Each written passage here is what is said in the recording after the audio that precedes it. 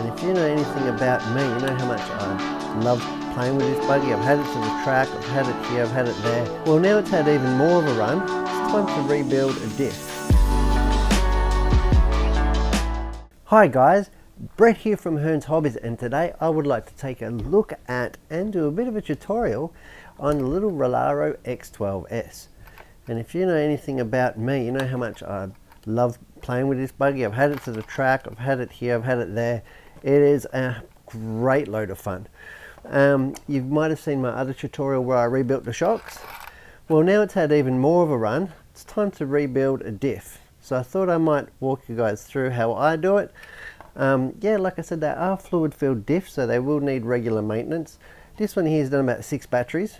So let's take a look at one of the diffs. So it's got 2 fluid filled diffs, front and rear. Today we'll just do the rear one, and it's basically the same at the front, a little bit different in disassembly. But I'll show you the rear one. Let's jump in and have a look. Okay, so the first thing we're going to do is get the body off, of course. Makes working on this thing really good. Now there's lots of different ways to take it apart. What I'm going to do here, have a quick look. So I'm going to take off the rear shock tower off of the gearbox housing. I'm taking the shocks off. I'll take the D mount off of the back, and I'll grab the diff out the back here, take the sway bar off. So without further ado, let's jump in. A little 9 steps toolkit. Got a cleaning brush, of course, because everything's going to be all mucky. And I've got a bit of a stand. And of course, I've got a bit of paper towel here. Lubes wise, I've got a bit of XTR lithium grease that I'll be using. This is really good on the gear set itself, not internally of the diff, but on the pinion and crown in the rear gearbox. And I've got a bit of rubber grease here. I'll probably use that on the diff gasket itself. Alright, so let's start with a bit of disassembly. So, a 1.5mm driver. Most screws on this car, luckily, they're all 1.5 and 2mm, which is good, makes it an absolute pleasure to work on. Now they are small screws, so they are small sizes, so you will need to make sure that you've got good quality tools, like the 9 steps ones I've got right here before me. Just loosen that off. That will pull out of there. Get this one done too. Yeah, that's all nice and loose. That'll come out the back. I can take the rear D-block screws out. Taking them out of the gearbox itself. Now, I won't take them all the way out, but I'm just going to crack everything and get them loose. D-block's also held in underneath. Now when you are working on this, you are going to need to make sure, because it's 1.5mm driver, you can see, let me zoom in, how small everything is. Now I've got a couple of hobby knives, and I keep one just for working on RC, well I've got many for working on RC cars, but I keep one just for cleaning out screws, because it does definitely damage the blade. So you want to be careful if you want to cut, but mine's nice and blunt because that's what I use it for. Making sure the screw head is clean of all dirt, because otherwise your hex wrench won't go in properly and you'll end up damaging your tool and damaging your screw, and then ending up having to drill it out or some such. I'll get these ones right out like so. You can use power tools, but generally when I'm working on RC I don't like to. There's something about doing it by hand, I suppose, I really quite enjoy. Now I'm going to get the shock tower off of the gearbox, and I'll do that by, I'll show you what screws I'll undo. So we'll be undoing these ones here, and that will get the shock tower and the shock and the wing mount right off of the gearbox housing there. I can even undo the sway bar mount as well. I can do that now and get the sway bar out, as I've loosened the balls off already. Like so. Should be as simple as pulling the sway bar out of out of where it's sitting like so, and that will pull out. Sway bar off. As simple as that, one foul movement. Put the sway bar to the side. Okay, now let's get this off of, again, all 1.5mm hex head screws. Get the shock tower off of the gearbox. Like I said, you can use electric screwdrivers, but I don't like to. With the joys of Hollywood, we might even speed this build up. You don't need to see me undoing every screw here, I'm sure. I'm working over my sweet pit mat. I love this pit mat. It's a great surface to work over. It's about 5mm thick, big silicone mat. It's good because things tend not to bounce off too far, like if you're working on glass or something. There we go. And then I can take the D-mount off the back, and I should be able to slide the whole rear arm assembly straight out the back, unless I've got a bent hinge pin or something, which I'm pretty confident I don't. I mean, this thing's had a fair old bash, but I definitely haven't bent anything. Okay, D block is off. Now I should be able to slide the rear arm straight out the back like so. Drive shaft's away, and look, the whole rear end is off. Dog bones akimbo. We'll put the rear end over there, and here we are left with the little chassis. The rear end chassis, you can see how that was, what, 6 screws, and that's what we're left with. Now I just need to undo these 4, and then I should be able to, I think, just take the gearbox cap off and get the diff out. But what I might do here is I'll give it a sweep off, give it a brush off. The cleaner you can keep your workspace, the better. Generally, the better it'll go back together, and you're not actually putting dirt inside it. So when I'm opening this gearbox case, I don't want to be dropping all dirt and grime into the rear gearbox assembly itself. So it looks like I might need to take these ones off too.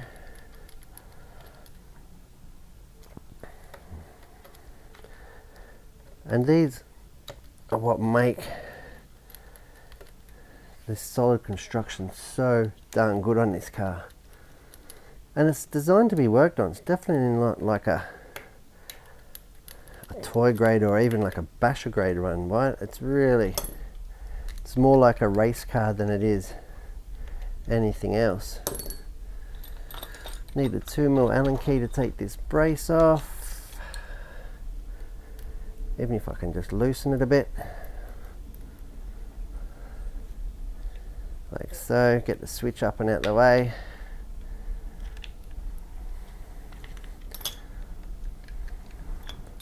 Ah, this one here must hold it as well. That's why this thing's so solid. It's actually screwed together properly, which is nice. There we go. Body post. Oh, and it's screwed into the chassis underneath.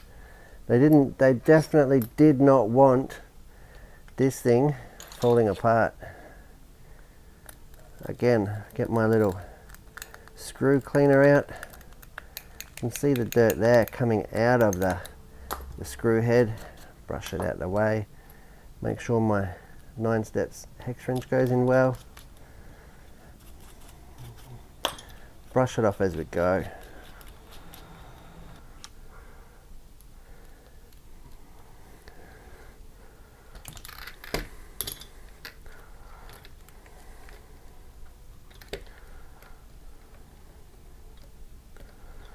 Where's this one located now? You can tell that I've never worked on this car before, and it just comes with practice. The more you work on something, the more familiar you come. You know exactly what screws to take out where.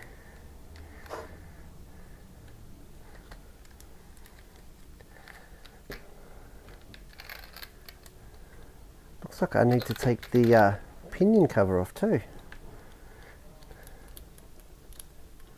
That's alright, gives me a chance to inspect it, I suppose.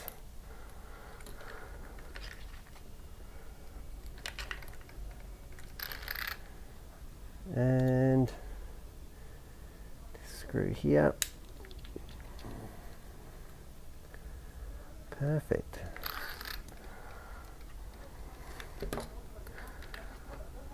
Oh, I can feel it. Is it just located?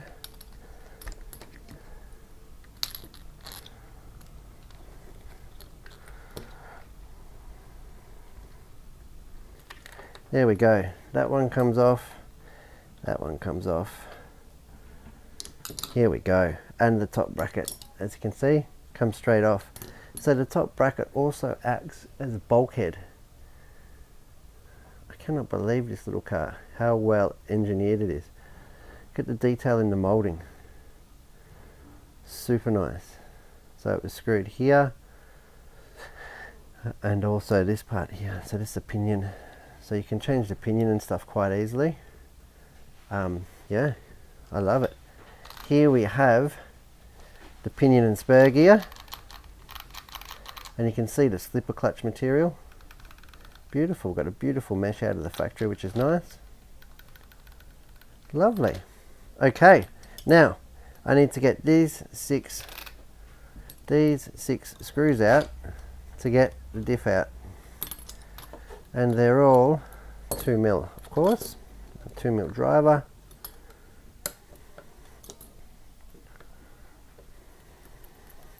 You shouldn't be scared of working on your RC cars. It does make them not only perform better, last longer, and it's also preventative maintenance, so you can get on top of problems while they're still small, before they become big problems and do more damage. Be really interested to see what the diff oil is in this. I'm not going to know what weight it is.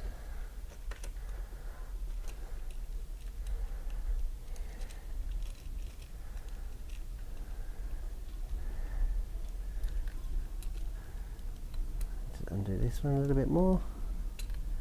Here we go, and there is the gearbox case off. I can just go ahead and leave those screws in there, and they've actually have lubed this one up from the factory, which is really nice, with lithium grease, which is even better. That's great news for the rebuild.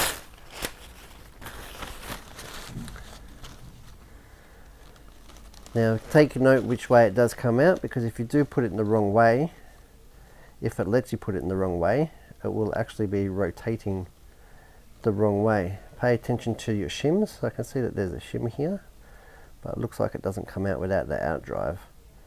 But that's okay, that can stay there. Diff feels really nice and smooth. Gears look amazing. Look at the big chunky gears in this. It is like a 10th scale car, the gear set in there. That's why these are so strong. I'm going to give it a little bit of a wipe over with a rag, or paper towel in this case, a bit of kitchen towel. I'm going to sit this to the side. It's good, look, there's no mess in there, nice and clean, beautiful clean grease. Okay, there is a diff. There is the part I want to service, and I've got some 5,000 weight oil here. Usually I'd use 9-step stuff, but I actually don't have any unopened, so I had that one open there. That's from a Yokomo build, actually, a RO build. That diff oil, and you can get all different what we call weights, different thickness oil. In diffs you can go from 1,000 weight in an off-road application, probably up to 20,000. In on-road applications you can go all the way up to, or even like an X-Max diff, for example, you might put 2 million, which is like cutting, you sort of cut it, it's thicker than honey. It's a bizarre fluid, if you will. You almost cut it with your hobby knife. And some people say to heat it and this and that, but I don't really want to give it an extra heat cycle or thin it out, because I want it to be room temperature when I'm working with it. these 1.5mm screws. Now I'm hoping that the diff, I don't damage the diff gasket. Now there is spare diff gaskets in your Rlaarlo box, which is really nice, a really nice touch from them.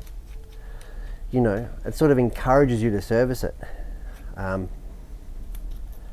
But yeah, let's see what we can do. Get these screws out. Again, really nice quality fasteners. I don't know how much oil I'm going to find in here.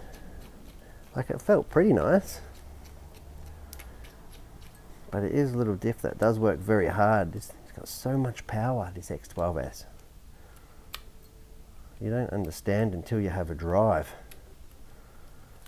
Okay. Get this one out of here. Now let's take the top off very gently. There we go. You can see the diff gasket, the green part there, still intact.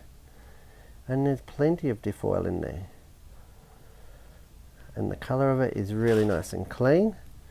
Hasn't been completely cooked or burnt. And when you are running a car for the first time, the diff oil will usually turn black because you're running it all in, right? You're bedding it in, polishing the gears. Very conventional. It is just like a shrunken down 8 scale diff, whether it's your HR1 or HB, whatever you've got. And this is as far as I will take it apart. The gear's out of it. The oil is nice and clean. So you can just lift that gear off. There will be a pin in there. But the O-ring feels really nice. I don't need to disturb it any more than that. And you can see by the colour of the paper towel, the let me zoom out a little bit, the quality or the condition of the oil. And this is why you don't want bits of dirt and grit getting into your, in this case, your open differential. Because once it gets in there, it will never get out and it will just cause wear and effectively damage. So that's why it's important to always have a clean workspace. And usually I will work on a rag. Just bear with me a second. Okay guys, I am back. So I have got myself a rag, and that's going to just help me keep everything tidy and flat. I'll put my screws over here as well. Let's have a zoom in and a closer look at what I'm working on. Now it is a 12th scale car, so like I said, there's the diff case. It's all very smooth and flat, which is really nice to see. It had no leak. There's the gasket there.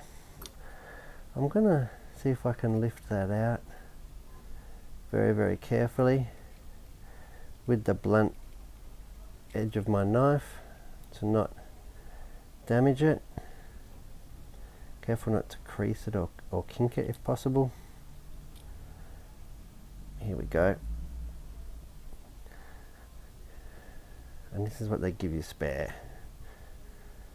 But in this case we don't need it, luckily. I'll take the gear off, or not, I'll leave it there. So what I'm going to do now is start assembling it, and the first thing I'm going to do is put a little bit of oil in. 5k oil, put it all around the pins, especially when you're working with really thick oils. You want to put in a little bit at a time. And the other thing you have to be careful of is not to get it in your screw holes here, in your case holes, because it will not compress and it will just strip the screws in the case without tightening it up, if that makes sense. Okay, just giving these gears a little bit of a wipe off, making sure they've all got their washers, which they do. I'm used to working on much bigger diffs than this, in 8 scale of course, and even the 10 scale ones are considerably larger, so you really do have to pay attention. Not ideal doing it on camera. Make sure the flat part of the cross pin is facing up, because when I come along here, put the shims in, and the shim on this one,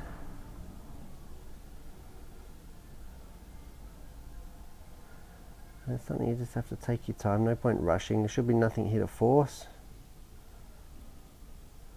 being a quality little unit.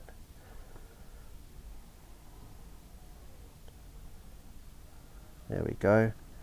We can see the flat part of the diff pin is setting down. Now all of a sudden I've just applied a little bit of pressure, and what I'm going to do now is just make sure everything is meshed, all the gears are timed, and it should be as simple as just rocking the gears. You can't see my tools in the way. Rocking the gears, see how the gears are rocking and turning around? That's proving to me that they're all located and timed nicely. And then I can go ahead and put a little bit more oil, not too much more, don't want to overfill it. Usually to the top of the cross pins is plenty, like in this, and that will all go behind the pins and behind the gears.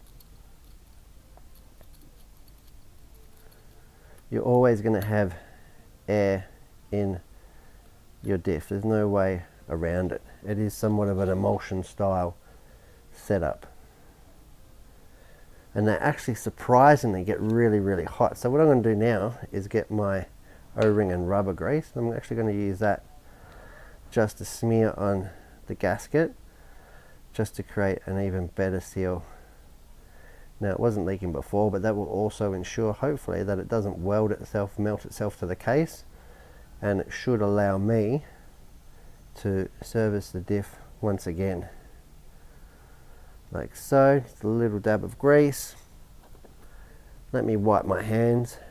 Messy stuff, this rebuilding diffs. And you can see here how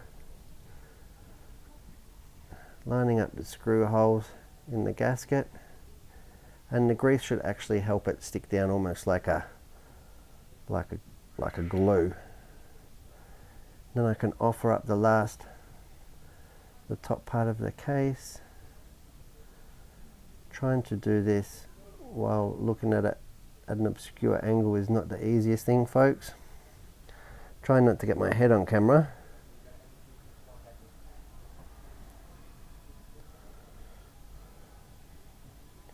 I'm going to have to time it up in the top part.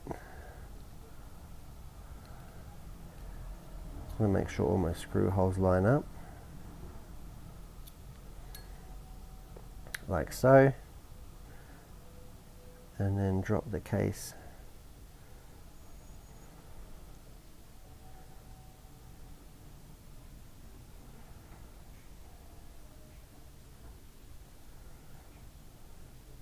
it's gone together that well, I can't even tell if it's together.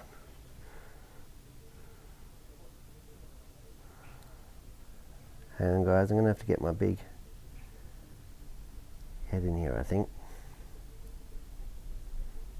And then what I'll do is I'll rotate the gears again, make sure it's all nice and smooth, no notches, which it does have, again proving that it's all timed up. Gears are sitting nice, and then I'll go ahead and put the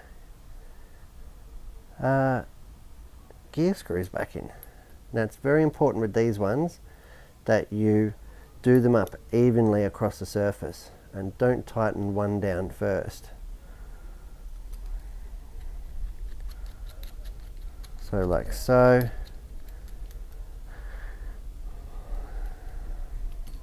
Let me come out a bit so you can get a better view of what I'm doing instead of me trying to work in such a small area. I'll put the screw in that's 180 degrees across the face. I'll get the thread started, and what this will do, will also ensure that if I have overfilled it and the case is going to squeeze down, that oil is not going to go into these screws because I've got the screw already in there.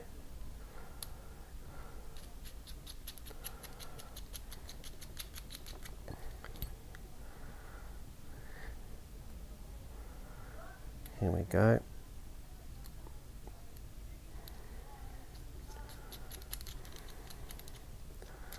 There we go. I've got all 4 screws in there, and I can start. I will just bring the first screw down just to meet the surface.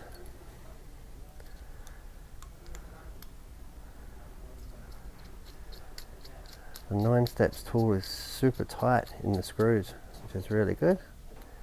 Again, working 180 degrees across the face.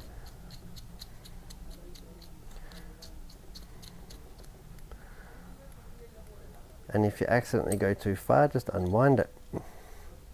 If you feel it starting to get tight.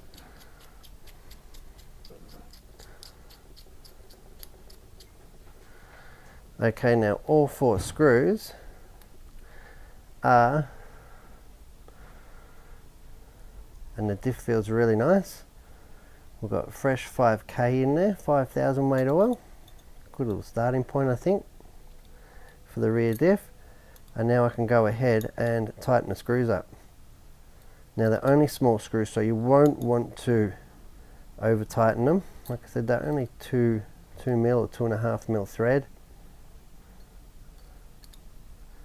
So just work your way around,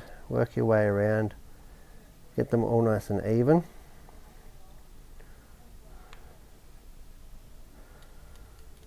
Like so.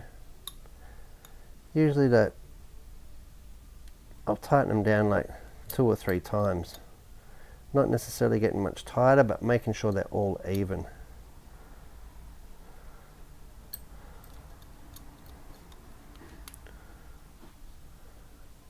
Because it's cheap insurance that you've not done it up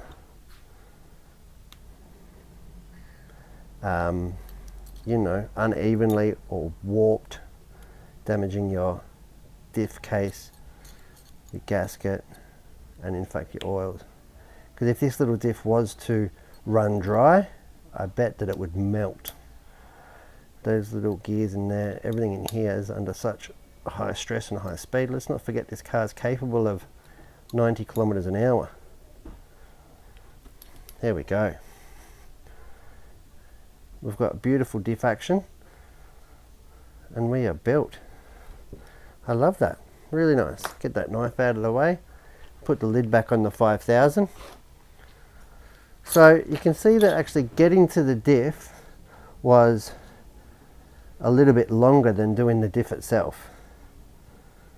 And I'm just having a really close look at the gear, checking out for any wear or any signs of mismesh, but it looks really good. So I'm going to double check the mesh when it goes back in the kit. I haven't changed the shim that they've put in the factory, and it was nice and smooth and quiet runner. So let's go ahead and put it back in the car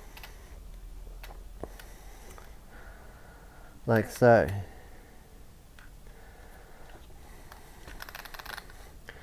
And you can see here, if I accidentally put it on the wrong way, which it'll probably let me, yep, that as I turn the front wheel forward, the back wheel will be spinning in the wrong direction.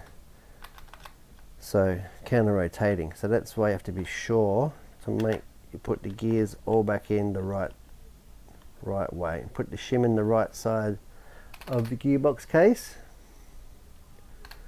So the gearbox case has a relief here. Checking for the mesh. It's definitely tight, but we'll check it There is a little bit of free play there, or backlash. Probably why it runs so good. Means that they've built it well out of the factory. And then I'm going to go ahead and re-lube up the gear set with fresh lithium grease here.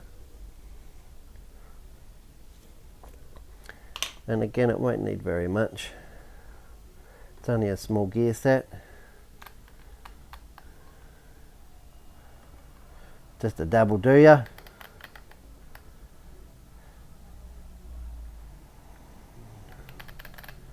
Just make sure all the gears are nice. You don't want to get any grease or anything on the slipper assembly, if you can help it. That is plenty of grease on that gear set. You can even go a step further and put a smear on top of the case here and create a gasket, if you will, of grease. But given the quality of the moldings and everything, I don't really think it's necessary. And again, I'm going to treat this top part of this gearbox case with as much care as screwing the diff together itself. Just going to work my way around the gearbox case very gently, making sure that it's pulled down straight, everything's located, and the gear mesh is running properly in the rear gearbox. Because if you've got it squeezed down wrong or incorrect, again, it's going to warp the gearbox case, and it'll never be right, leading to gearbox problems and worn gears. Here we go. Let's bringing it down to meet the surfaces. There we go. Look at that.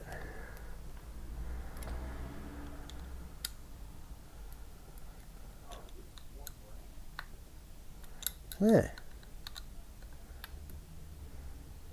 Again, really small screws, so you really have to be very ginger. Not like working on an 8 scale buggy with how tight you are doing things. And then I'll undo it a little bit and do it back up, just to ensure that I'm hitting the correct feel.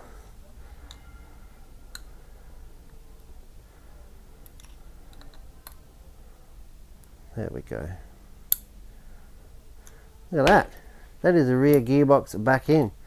Give it a quick wipe over.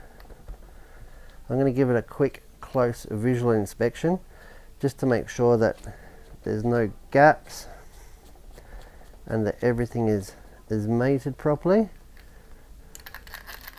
and that it's nice and quiet. So I will go in, here we go. So I'll be checking for any gaps or lifting along the surfaces here. Make sure the out drives are fine. Again, I do another rotation check, double check that I've put it together right. It's going the right way, it's going forward, spinning clockwise, looking at it. Looking at the other side, all perfectly in situ. There's no huge amount, there's a tiny little bit of backlash or free play in the gearbox there, which is good. Allow it to expand a little bit in heat. Pinion and spurs looking magnificent. I don't need to pay any attention there. Slipper's working well. Alright, now we can go ahead with the reassembly. Put this bulkhead in. I didn't realize that this bulkhead here was such an integral part. I thought it was just a cover. So well designed and engineered. Look at the bearing retainer here. Such a good little machine. It just slides straight in. Perfect. Can put the brace back in and start with the screws. We can come out a bit now. You don't need to be looking at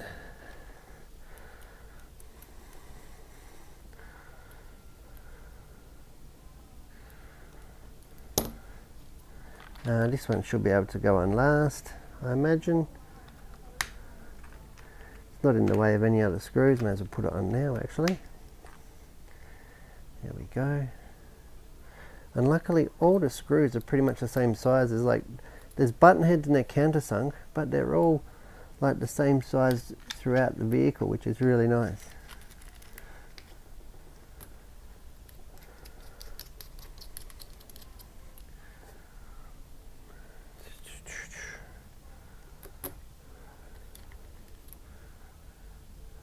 There's no need again to just do down one screw really tight.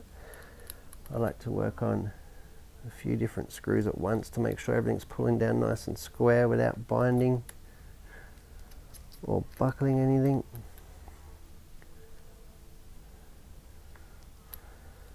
Making sure every screw is accounted for.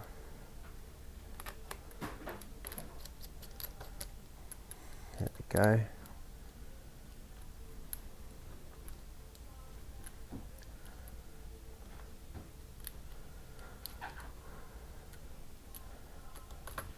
I'll definitely remember that for next time.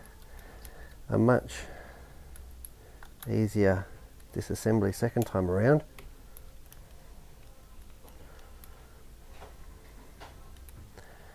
There we go. Beautiful. Put the screws in from underneath.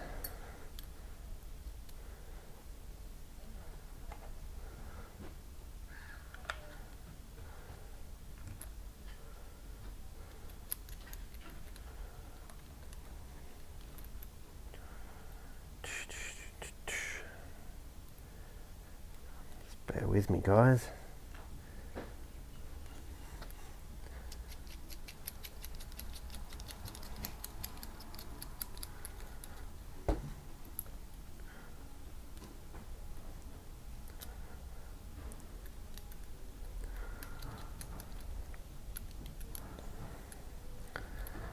Again, just pulling them all down nice and even. Get these ones, give these ones a final torque.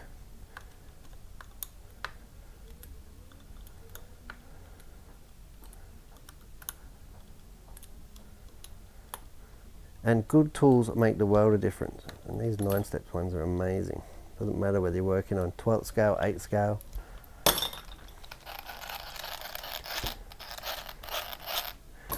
Perfecto. Body mount can go back in.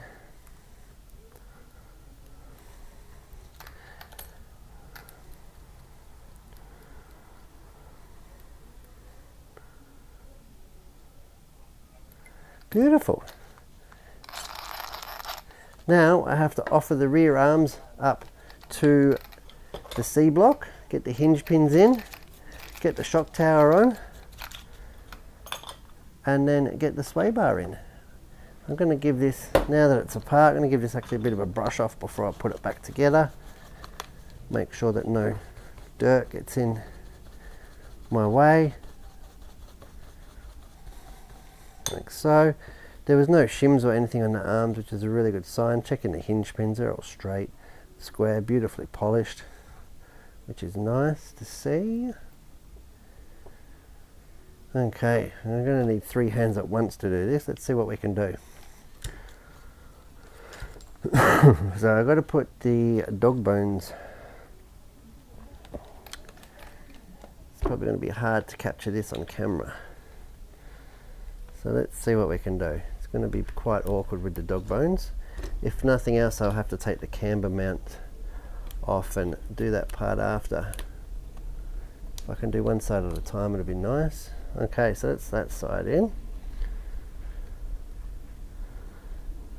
There you go. That side is in. Now, is this side going to be as easy? I probably can't see it being as easy, but let's have a look. See if I can get my dog bone in. Like so. Without pulling the other side apart at the same time, accidentally. Oh, that dog bone's in. Get the It's on the wrong side of the sway bar mount. Of course it is. Oops. Alright, let's try that again. So I'm going to get it on the right side of the sway bar mount. Sorry guys, it's not going to be very good TV this.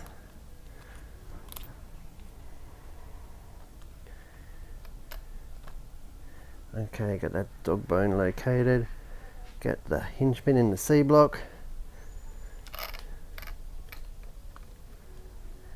Get the shock tower mounted. Well, actually pretty good. That went together surprisingly easy. I'm going to get one of these shock tower screws in just to position everything on the gearbox case.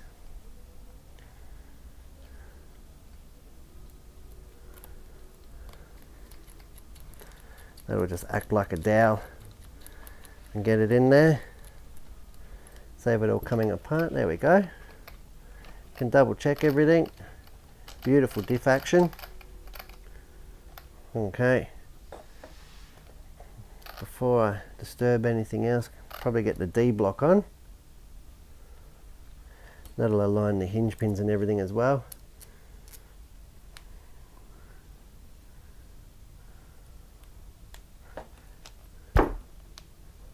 Beautiful.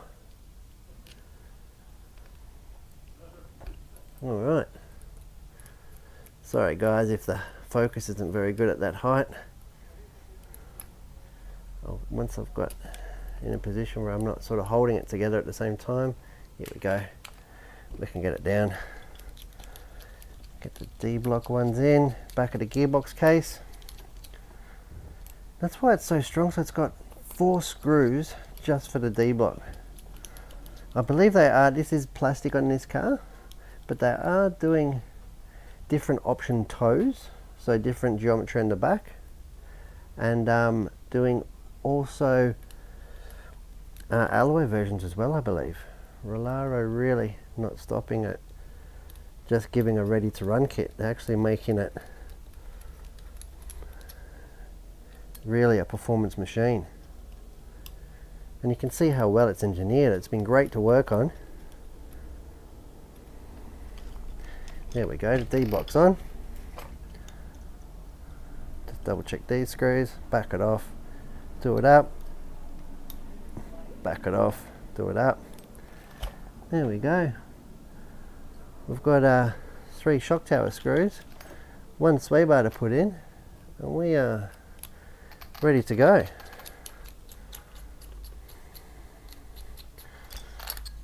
And wrenching RC cars is definitely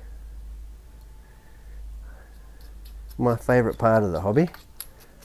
I do love working on them, whether it's 12th scale or 8th scale, whatever it is. As long as it's good to work on, which this one is, makes it absolutely a dream to work on. The quality of the fasteners, the way that it's assembled, and the engineering behind it. One of the last things I'm going to have to do is the sway bar. Pretty much exactly taking it apart and put it back together the same way that I've taken it apart, just reverse order. There we go.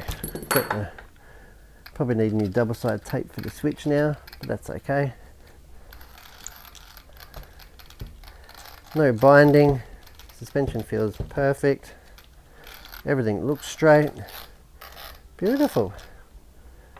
Sway bar. It's a pretty chunky sway bar for a little car. But when you drive this thing on the road, you understand why. It definitely needs it. Maybe for a rough off-road track it doesn't need it, but for its intended purpose, which is realistically not the track, it's definitely necessary to have the sway bars. Okay, we've got this one on. Now when you do sway bars, it's important that you get the measurement right. And I'm just doing the sway bar just to the end of the pivot ball, so I know that it's got equal torque left and right. We'll sit it in the, here we go. Have to do this grub screw up. Excuse me if I'm getting my hat all in the screen.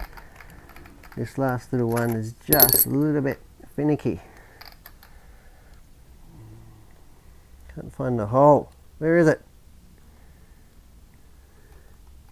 Some would say that I need glasses, but you know what? I'm stubborn. Here we go. Like Master Joe has pretty much shown me my whole life, I can build these things by feel. There we go. Get it to the end of the... Get a little screw in there. There we go, look at that. Put a little screw on the back of the gearbox case. Now these are tiny little screws, and you don't want to tighten these ones down because they will actually bind the... So do them up and back them off about 1/8 of a turn. Otherwise you're going to have a binding sway bar, making sure that the sway bars equal left and right. It's in the middle of the car like so. It's going to be floating anyway. Floating sway bar sort of system. Very typical of buggies. There we have it. That is reassembled. So it might have taken about half an hour, 45 minutes, but that is it. That is rebuilding the rear diff, re-oiling it. So 5k oil, feels better than new. Like I said, the factory oil was out. I'm not sure the spec of the factory oil that was in there, but I did put 5k in the rear. Probably when I do the front, I'll probably put 10 or 15. We'll see. Depends whether I'm going to be using it more on-road or off-road. But I've been thoroughly enjoyed using it, working on it, and I'll continue to bring you updates as we go along. Well, I'm Brett from Hearns, and thanks for watching me rebuild and change the oil in the rear differential of this Rlaarlo X12. Join us for more tutorials, unboxings and features, and if you'd like to see anything that we haven't shown, just shoot us a comment and we'll make it happen. I'm Brett from Hearns. Thanks for watching.